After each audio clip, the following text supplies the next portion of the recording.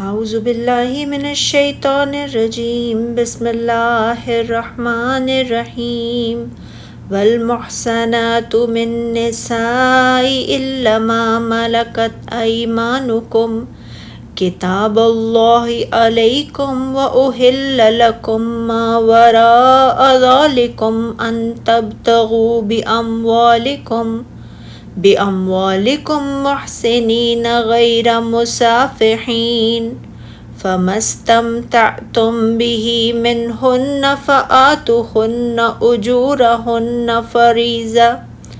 ولا جناح عليكم فيما تراضيتم به من بعد فريضة إن الله كان عليما حكيما۔ اور حرام ہیں شادی شدہ عورتیں بھی مگر جن کے مالک ہوں۔ تمہارے دائیں ہاتھ یہ لکھ دیا ہے اللہ نے تم پر، اور حلال کر دی گئی ہیں تمہارے لیے جو علاوہ ہیں ان کے، بشرطی کہ تم تلاش کرو اپنے مالوں کے بدلے نکاح میں لانے والے ہو، نہ کہ بدکاری کرنے والے۔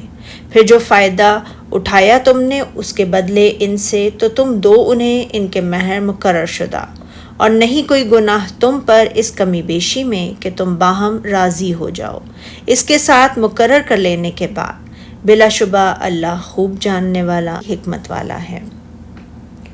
ارشاد باری تعالیٰ ہے اور شوہر والی عورتیں بھی تم پر حرام ہیں مگر وہ جو اسیر ہو کر لونڈی کے طور پر تمہارے قبضے میں آ جائیں، یعنی اجنبی عورتوں میں سے شوہر والی شادی شدہ عورتیں تو تم پر حرام ہیں مگر وہ جو اسیر ہو کر لونڈی کے طور پر تمہاری ملکیت میں آ گئی ہوں تو استبرائے رحم کے بعد تمہارے لیے ان سے مباشرت کرنا حلال ہے۔ یہ آیت کریمہ اسی کے بارے میں نازل ہوئی۔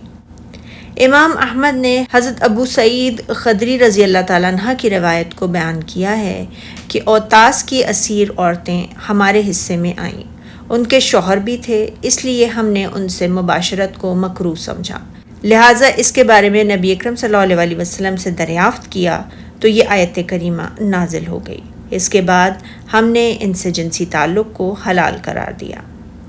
فرمان باری تعالیٰ ہے، یعنی اللہ تعالیٰ نے تم کو حرمت کے بارے میں یہ حکم لکھ دیا ہے،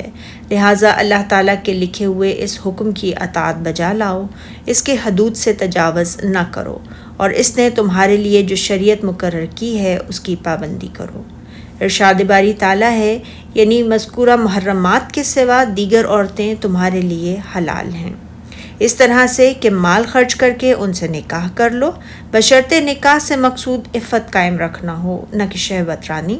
یعنی مال خرچ کر کے 4 عورتوں تک سے نکاح کر سکتے ہو، اور شرعی طریقے سے حاصل کردہ لونڈیاں جس قدر چاہو اپنے استعمال میں لا سکتے ہو۔ اس لیے فرمایا شرط یہ ہے کہ اس سے مقصود عفت قائم رکھنا ہو نہ کہ شہوت رانی۔ اور فرمان الہی ہے تو جن عورتوں سے تم فائدہ حاصل کرو ان کا مہر جو مقرر کیا ہو ادا کر دو، یعنی جس طرح تم ان سے فائدہ حاصل کرتے ہو اسی طرح ان کے مقرر کردہ مہر بھی ادا کرو، جیسے کہ اللہ تعالیٰ نے فرمایا سورہ نساء میں، اور تم دیا ہوا مال کیوں کر واپس لے سکتے ہو جبکہ تم ایک دوسرے کے ساتھ صحبت کر چکے ہو، اور فرمایا سورہ نساء میں، اور عورتوں کو ان کے مہر خوشی سے دے دیا کرو، اور فرمایا سورہ بقرہ میں، اور تمہارے لیے جائز نہیں کہ جو مہر تم ان کو دے چکے ہو اس میں سے کچھ واپس لے لو۔ اور صحیح مسلم میں ربی بن صبرہ بن مبدہ کی اپنے باپ سے روایت ہے کہ وہ غزوہ فتح مکہ میں رسول اللہ صلی اللہ علیہ وسلم کے ساتھ تھے، اور آپ صلی اللہ علیہ وسلم نے فرمایا، لوگوں میں نے تمہیں عورتوں سے متے کی اجازت دے دی تھی مگر اب اللہ تعالیٰ نے اسے قیامت کے دن تک کے لیے حرام قرار دے دیا ہے۔ اب جن کے پاس متے والی عورتیں موجود ہوں تو وہ انہیں چھوڑ دیں، اور جو مال تم نے انہیں دیا ہے وہ ان سے واپس نہ لو۔ ارشاد باری تعالیٰ ہے، اور حق مہر مقرر کرنے کے بعد آپس کی رضامندی سے مہر میں کمی بیشی کر لو تو تم پر کچھ گناہ نہیں۔ اس کا مفہوم وہی ہے جو اس آیت کریمہ کا ہے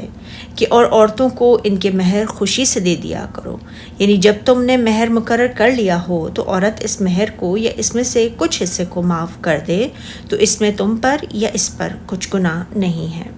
امام ابن جریر نے روایت کیا ہے کہ حضرت حضرمی کا خیال ہے کچھ لوگ مہر کی ایک مقدار تو معین کر لیتے تھے اور ممکن تھا کہ ان میں سے کوئی تنگ دستی میں مبتلا ہو جائے، تو اس صورتحال کے بارے میں فرمایا، لوگوں اگر مہر مقرر کرنے کے بعد آپس کی رضامندی سے اس میں کمی بیشی کر لو تو تم پر کچھ گناہ نہیں، یعنی اگر عورت اپنی خوشی سے کچھ مہر معاف کر دے تو اس میں کوئی حرج نہیں، بے شک اللہ سب کچھ جاننے والا اور حکمت والا ہے۔ محرمات کے بارے میں ان احکام کو بیان کرنے کے بعد یہاں ان دو صفات باری تعالیٰ کا ذکر نہایت مناسب ہے۔